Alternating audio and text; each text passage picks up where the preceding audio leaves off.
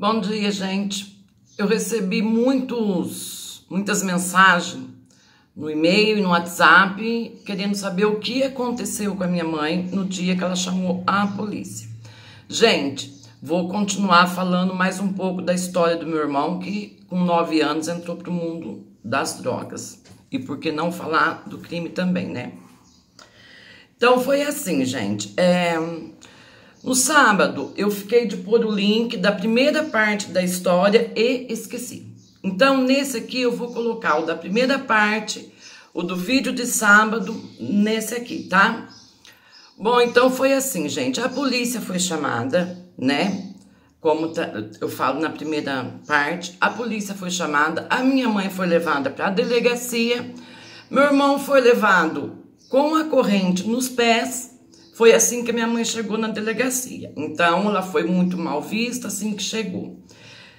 Porém, a hora que o delegado conversou com ela, a princípio, o delegado e meu irmão e minha mãe, e um escrivão. Então, o delegado perguntou, por que a senhora fez isso? E ela respondeu, encontrei meu filho desmaiado de tanto tirar cola. E não tendo mais o que fazer, ela explicou tudo que ela já tinha feito, trancado ele no banheiro. Vocês vão ver aí, que eu vou deixar o link da primeira parte.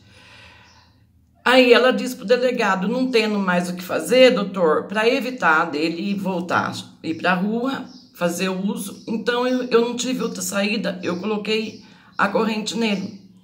E explicou tudo direitinho pro delegado. O delegado se sensibilizou com a situação, se levantou, se retirou da sala, mas antes de se retirar, ele disse para o escrivão, toma o depoimento da Dona Maria e ajuda ela no que você puder. Porque se eu não conhecesse a lei e fosse meu filho, eu faria a mesma coisa.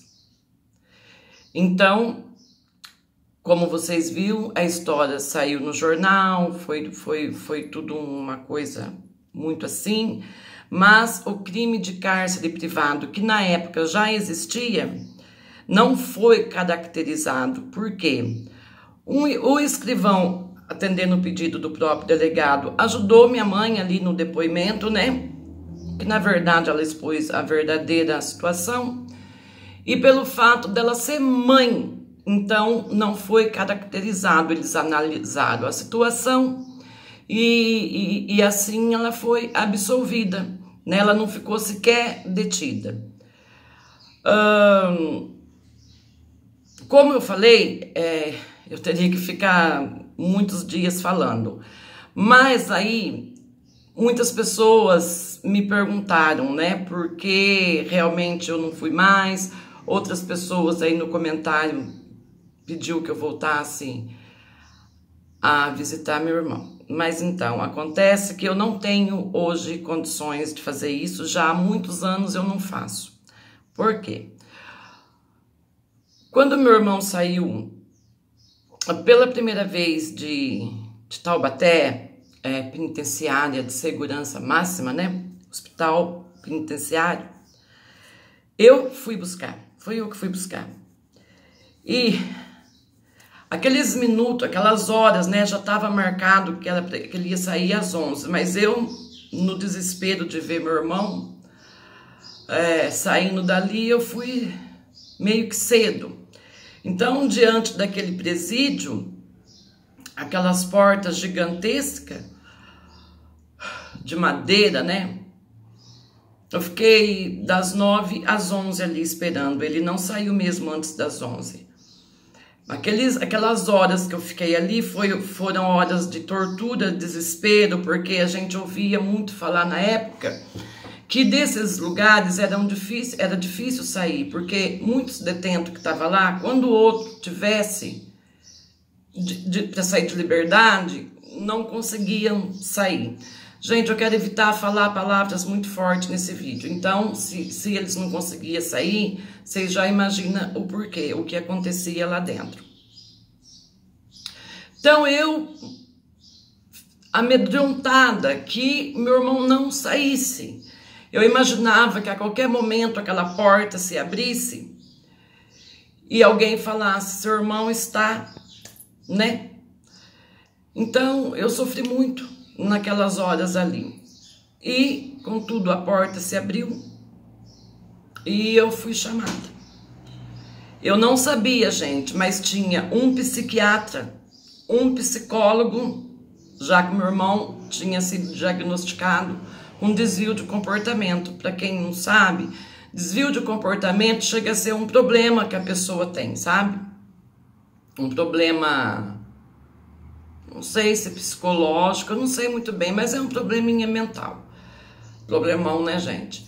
Então, a gente estava sendo assistido por um médico e um psicólogo. Só que eu não sabia. Eles ficam analisando como vai ser o encontro da família com o detento. Porque pode acontecer de, naquele momento ali, o detento não sair. Nesse caso, tem situações que o detento, por qualquer crime, quando ele tem o alvará de soltura, ele, com aquele alvará, ele pega qualquer ônibus e vai embora para casa dele. Mas no caso do meu irmão, que tinha esse problema aí de desvio de comportamento, não seria assim. Mesmo que ele foi solto, ele só sairia dali com uma pessoa da família ali esperando ele, que no caso seria eu. E para que isso acontecesse, então o médico e psicólogo estavam ali analisando a cena do encontro da família. Foi aí então que eu encontrei com meu irmão e a gente se abraçou ali, tudo sendo assistido, e enfim, podemos sair. Meu irmão, naquele momento, ele marcou na árvore o dia que era daquele dia. Quer falar, Ana? A dela tá pegando aqui, tá? Tá. Então, naquele momento, ele marcou na árvore o dia que ele estava conseguindo sair. E eu não poderia deixar de chamar o Dr. Marcos, porque, gente, por esse mundo do sistema carcerário, não é fácil. Eu não posso falar aqui tudo o que acontece lá, eu não posso. Mas por todos os lugares aonde a gente passou, porque o meu irmão ficou em muitas cadeias, em muitas, nós encontramos um profissional, que foi esse Dr. Marcos. Então eu chamei o Dr. Marcos e agradeci. E ele disse, eu não fiz mais que a minha obrigação. Os delitos que seu irmão cometeu não tem cabimento ele estar num lugar desse. Ele precisa de estar internado e não num lugar assim.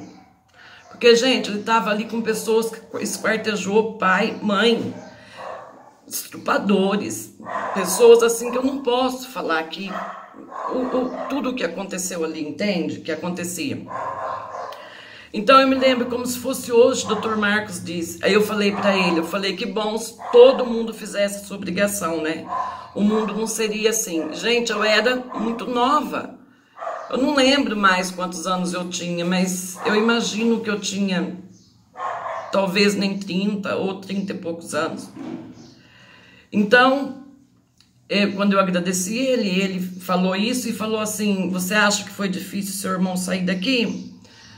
Falei, sim. Ele falou, difícil vai ser ele ficar lá fora.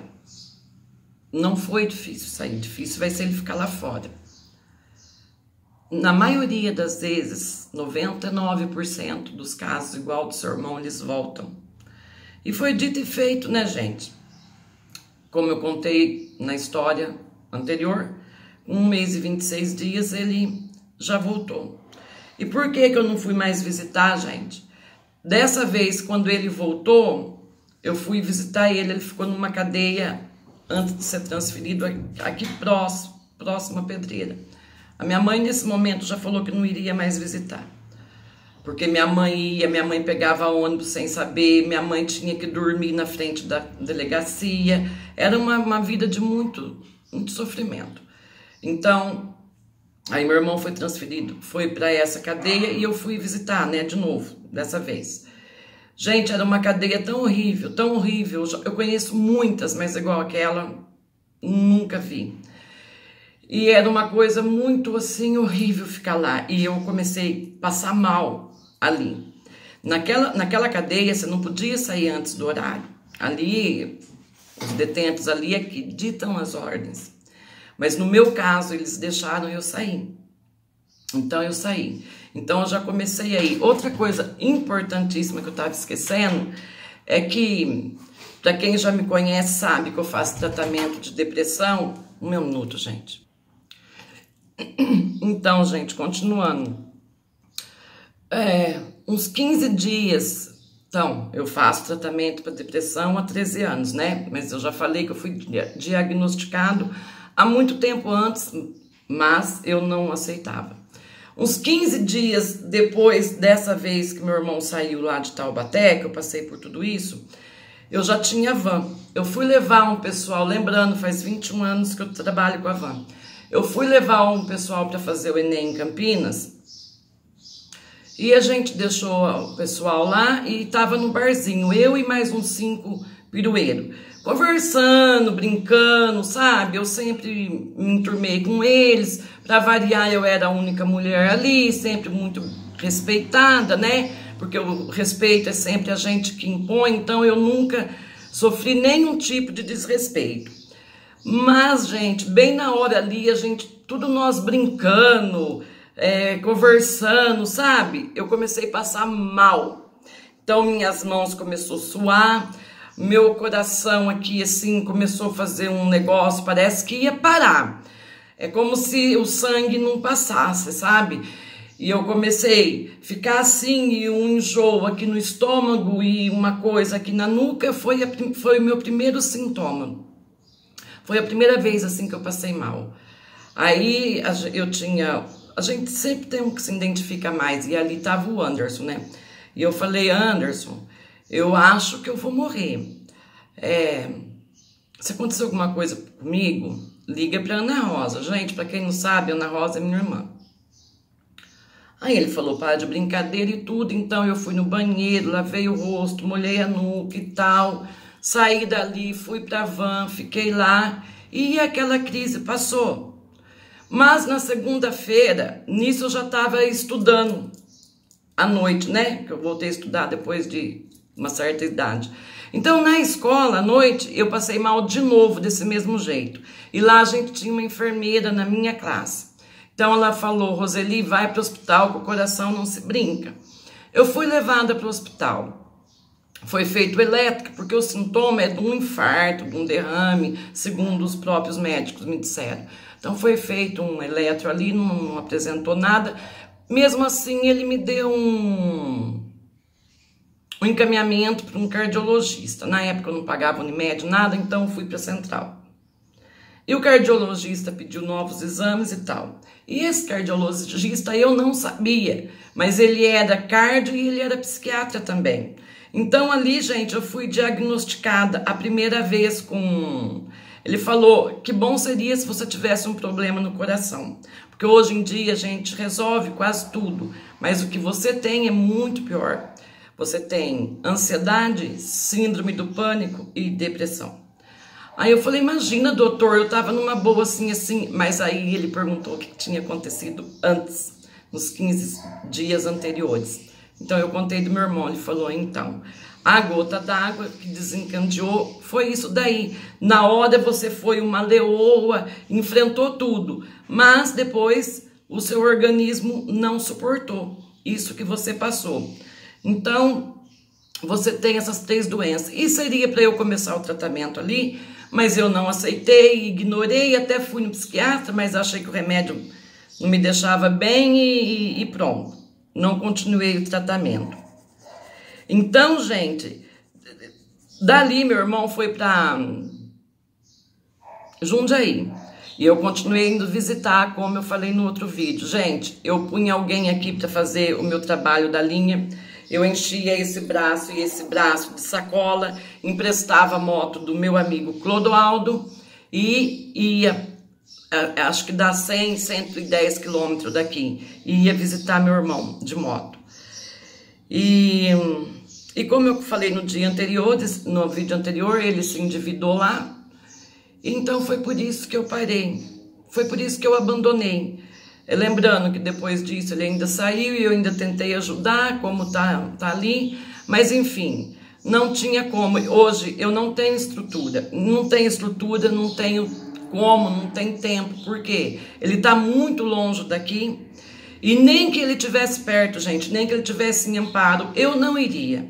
Hoje eu não tenho suporte, hoje eu não tenho condições emocional de fazer isso, entende? Não tem. Então é como eu já falei, se existe algo que pode ser feito por ele, não está na mão de um ser humano, nem na minha, nem da minha mãe, não está. Está na mão do Criador. Contudo, como muitas pessoas disseram nos comentários, não, eu não perdi toda a esperança do meu irmão ainda se recuperar.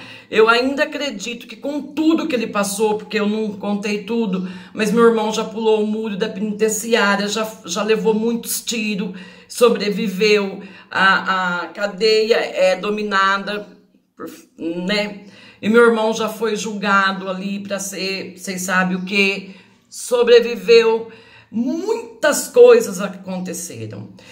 Então, tudo leva a entender, quase que com 100%, que não era mais para o meu irmão estar entre a gente. Não era, gente.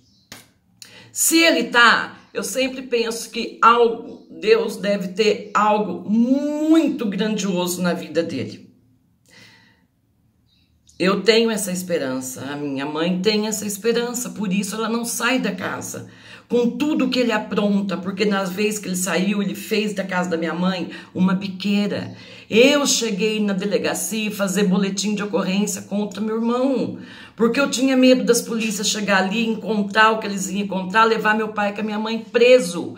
E ali tinha muita gente, eu deixei de guardar a van ali, eu brigava com todo mundo, eu enfrentava todo mundo. Teve vez de eu chegar lá, o portão tá trancado, o portão é alto, tem lança em cima, eu pular o portão, fazer todo mundo correr dali. Então, gente, vocês não imaginam tudo o que eu fiz, o que foi feito, sabe? Esse meu irmão, eu cheguei a bater nele. A única coisa, ele nunca reagiu, sequer gritou. Sequer alterou o tom, não, isso não. Mas do resto, gente, era tortura. Então, por esse motivo, eu realmente não fui mais.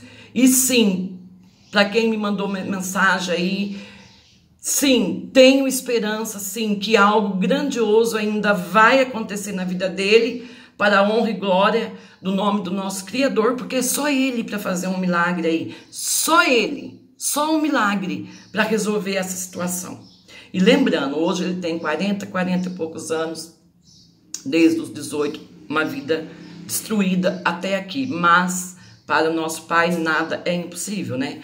Aos olhos do homem pode ser, tá tudo perdido, mas a gente não sabe o dia de amanhã. Então a situação é assim, tá? Ai, o vídeo ficou longo. Eu tenho um outro irmão também que por alcoolismo se foi com 46 anos. Mas isso é assunto para outro vídeo, né, gente? Gostaria muito que vocês compartilhassem, apesar do vídeo ter ficado longo. A minha intenção com essas histórias é ajudar o maior número de pessoas possível, tá? Essa é a intenção não só dessas histórias, como a intenção do canal. Vocês podem ver que eu fico um pouco nervosa, um pouco abalada de falar sobre isso, porque a gente revive, né? Mas eu preciso falar, gente, eu preciso falar, porque eu preciso que pessoas fiquem sabendo, tá? Com certeza no meio de algum vídeo eu ainda vou falar mais alguma coisa, mas nesse é isso aqui. Hoje é segunda, né? Hoje não vou falar o dia errado, é 23 de setembro, 8 horas da manhã, e eu já vou soltar esse vídeo, tá bom? Não respondi nenhum comentário do vídeo anterior, mas eu li todos. Inclusive, eu excluí 2 comentários imbecis e idiotas que estavam ali. E os comentários idiota que tiver aqui serão excluídos. E dependendo a gravidade, serão bloqueados. Porque quem quiser fazer terapia, aqui não é um lugar, tá? Eu tenho educação com todos vocês e o mínimo que eu exijo é isso também. Bom dia a todas, a todos, muita paz a todos, uma ótima semana, gratidão eterna, gente. Bom dia, tchau, tchau.